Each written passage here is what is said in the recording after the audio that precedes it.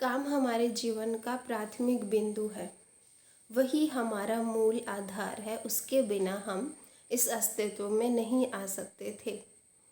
अगर सेक्स या काम वासना बुरी है तो वो इस अस्तित्व ने ही हमारे भीतर डाली है ना, फिर तो पूरे अस्तित्व पर ही सवाल खड़ा हो जाएगा। या धार्मिक मनुष्य जिसे परमात्मा कहते हैं, फिर तो परमात्मा ही पापी हुआ।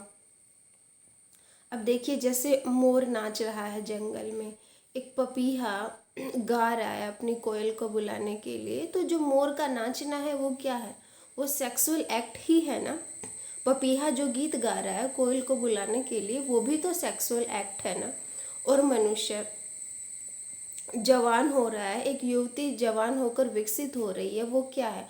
वो सेक्सुअल एनर्जी की ही तो अभिव्यक्ति है ना। ये सारा संसार जो बना है, ये इसका जो मूल है वो काम केंद्र ही है।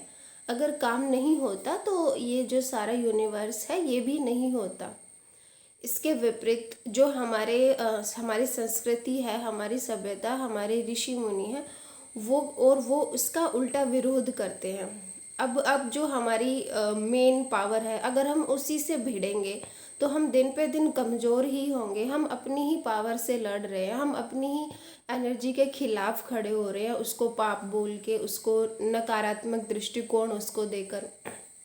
तो इससे हमारा ही नुकसान होगा ना।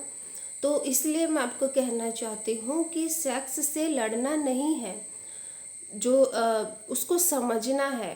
पहले के ऋषि मुनि बोलते थे कि तेरे 10 पुत्र हों और 11वां पुत्र जो है वो तेरा जो पति है वो भी बेटा हो जाए। तो इससे ये साबित होता है कि हमें सेक्सुअल एनर्जी से लड़ना नहीं है, क्योंकि वो हम ही है, हमारी एनर्जी है।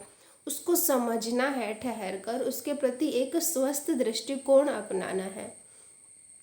और इसी के लिए मैंने व्हाट्सएप पर ग्रुप बना रखा है 3 महीने के लिए।